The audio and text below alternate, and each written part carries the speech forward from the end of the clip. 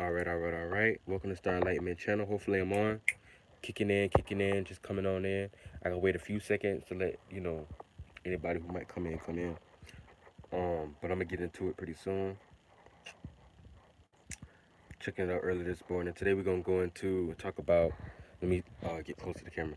The sexuality elements, aka or the sexual elements and how they play out. So what I mean by that is everybody has their own particular element when it comes to their sexuality. Everybody's sexual element is different. Not everybody's is the same, right? And so everybody has different sexual elements. So therefore, everybody's sexuality plays out in a different way.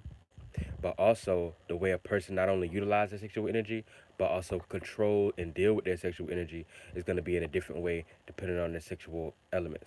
Now I'm going to go over the different elements of the sexuality. I did a video before about how to know what your sexual element is, aka finding your natal chart or your astrological chart, having the time, date, and birth, and then looking at your eighth house and the sign that your eighth house is in. That sign's element is the element that your eighth house is and how it plays out.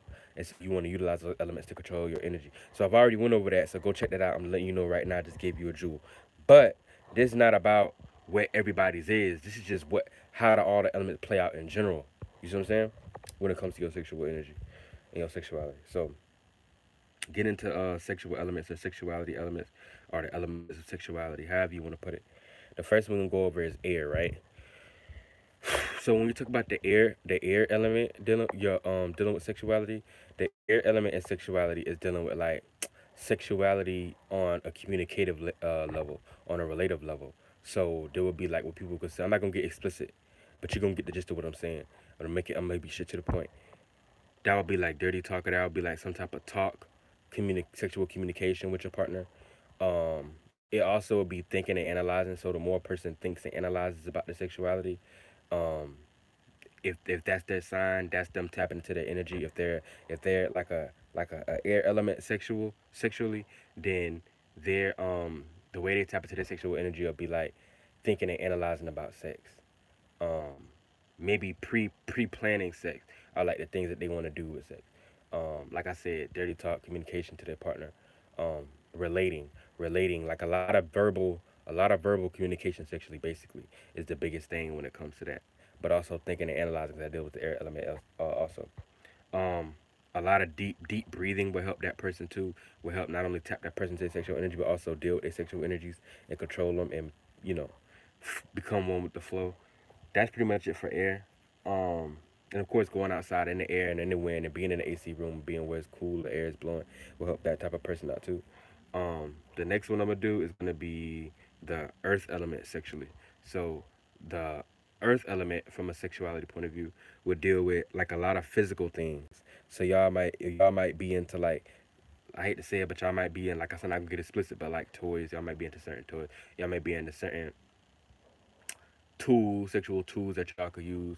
Y'all might be in a situation where just a lot of physicality in general, anything physical like massage, things that tap you into the body, things that also relax the body as well. Anything that deals with like the physical, using physical things, tools, toys, all that stuff like that. Physical things is gonna deal with the earth element sexually.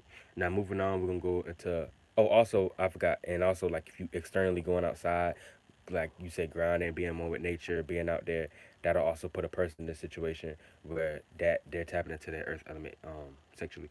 The next one would be like the fire element. The fire element sexually would be like very hot, like I said, I can't get too explicit, but let's say like hot, passionate, aggressive. Words like rough. A lot of stuff where heat is involved, in the heat of the moment, in the sweat of the moment. Um, Being around possibly heat like saunas, hot temperatures, um, being around fires. If you outside, being around fires, even if you inside, candles, incense burning, stuff like anything dealing with the fire element in general, heat, lights, even using like LED lights because that's still a form of light, which light is always going to be a form of fire to some extent because there's no such thing with having light without fire. You tell me a light right now that doesn't have anything to do with heat. I don't care if you talk about a light bulb, if you touch it for too long, it'll get hot. And if you was to put your finger inside of it and touch electricity, you would get hot. If you talk about your LED light from your phone, that using electricity to produce heat to push send off that light. If you talk about the sunlight, it's hot when you go outside. If we talk about fire to light up a dark room, that's still fire. There's no such thing as light without some type of form of heat in some shape or form. But going shout out to Carl, welcome to the show, welcome to the channel. Good to see catch up with you this morning. How you doing? It's good to see you. So yeah, absolutely all light is heat loss. So that's basically the fire element. And like I said, from a physical point of view, anything aggressive, anything rough, anything passionate, in heat, intense, intensity, rough, all that stuff is fire element. Um yeah, and then they get your blood flowing. That's very high and intense and chaotic. And then lastly, well actually, am I lastly? I did air, I did earth, I did fire. Yeah, I think this is the last one. Be water. The water element is a very crucial one. That's the one I am, and that's in a situation where the water element, from a sexual point of view, sexually deals with the emotions and feelings. Anything that deals with, like, let's say your vibrations, your emotions and feelings, anything that taps you into like your state of being and the way that you feel, the vibe. So things like that'll help. This is like it's like movements that like go with the flow, like hip rolls, a lot of like hip movement type sexual. Like I said, I can't get too explicit, of course, but a lot of like hip movements, like hip thrusts, but not just the old regular uh not just the, how do you say it, not just the regular, like where a person is like, I can't think of that word, where they stiff, yeah, not like stiff type movements where it's just regular in and out. I'm talking about like where people do like hip rolls, they may hit to certain angles, you see what I'm saying, using a lot of the motion of the ocean, literally though, in the hips. That's why things of tantra like that are good for water elements sexually. um Things that deal with, like I said, emotions, feelings, vibrations. Also having water around, listen to the sound of water, or being around water, like pools, or if you out by the water, will take that person to those energies. Even if y'all put on like water in the TV, like water sounds, wave sounds, music, because music deals with the vibration. Music is a form of water in the spiritual realm. So like this is why listen to certain music can bring you to tears, because it stimulates the yin inside of you. Water is a form of music, is a form of water in the yin realm. And that'll influence your emotions and vibrations, and the type of vibration and that you want to be on is the type of music that you can play, and it'll tap you deeper into those energies. But just being in the emotional space and state of being in general is going to tap a person like that into those type of energies, those the water element sexually, you know what I'm saying, the sexual water element. And that's pretty much it. But like these are all the elements that everybody can use, and you can expand on either every different one of them and to see which one fits with you the best. But like I said, everybody does have their own specific element sexually in general. Off the rip, I told y'all earlier, look at your astrological chart, your natal chart, have the time and date, and then whatever sign your eighth house is, that element that sign is that's in your eighth house, that'll let you know what element your sexual energy is. Like for instance, mine is, my eighth house is Pisces. So Pisces is of course a water sign, right? Of course. So my sexual energy is based upon like the water element. So anything that gets me like emotionally connected to somebody is gonna turn me on a little bit more. Anything that's dealing with emotions and feelings, a deep emotional connection, dealing with my vibrations and how I feel. Um, Anything that's fluid, like I said, tantra, fluid, that's more of a connective type of relationship sexually, more so than it's just bang, bang, bang, bang, bang, and passionate, intense. Not really that type of stuff. For me, it would be more like stuff that like takes it slow and allows a person to actually connect, and allows a person to actually be like you would actually say love making, like more of an actual intimate connection, because that's dealing with the emotions and feelings and stuff like that, and the water element and how you feel about a person and your emotions and whatnot, you see what I'm saying? Not the passionate stuff, not the rough stuff, not not the like dirty talk a little bit, because I have different elements in there too, but I'm not getting into that. I'm just being specific about mine. um Not necessarily too much of the air element with communication as much, and not too much of the earth element with like physical things as much. It would be mainly the water element. Now, depending on what signs you have, you see what I'm saying? Because sometimes a house can overlap. So even if your eighth house is a particular sign, let's say you got a little bit of air house that kind of come into that sign a little bit, so it's still gonna be more on a percentage level of that main sign the biggest sign that's in there that takes up the most space in your eighth house.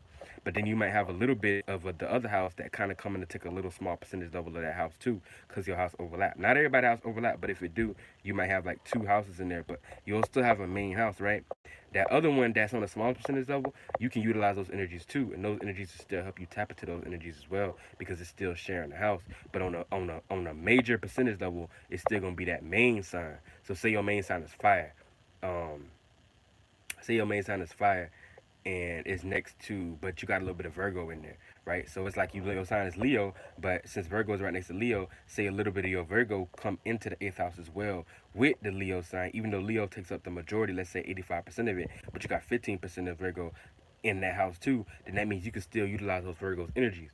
And Virgo is almost like a double sign because even though it's mainly earth element, it deal with a little bit of air too because it's ruled by Mercury and what you call it. But it's an earth sign, so it deals with practicality, stability, structure. You see what I'm saying? Firmness, physical things, physical structures, planning. But it also deals with thinking, analyzing, sometimes overthinking with a lot of Virgos. So you can utilize all those energies. You can use earth, air, and your main element, which would be fire in there. So knowing your chart and knowing your energies in your eighth house and stuff like that when it comes to sexuality, you'll learn how to deal with your energies better. And that's not even just with sex. That's with anything. Learning your overall abilities and your different energies that you can work with your chart and what energies your chart is in and stuff like that, whatchamacallit, that'll help you know yourself more and know what energies and what to do and how to deal with them the best way that it could suit you and go more in your favor, help you out in those areas of life. And like I said, that's not even just sexual, that's with anything. So with that being said, that's pretty much it. If y'all have any questions, hit me up in the comment section, the chat. Y'all already know the deal. Shout out to Carl, shout out to everybody that came today. Shout out to everybody that's listening. I hope y'all learned something from this. Um, Not that this is just the most important thing in the world, but I just want to say that because I thought this is an interesting topic for those who are trying to learn how to either better their sexuality or enhance their sexuality or gain more knowledge of their sexuality. You see what I'm saying? I know that, excuse me, I know that'll be more helpful for a lot of people out there. So with that being said, y'all have a great day. Peace.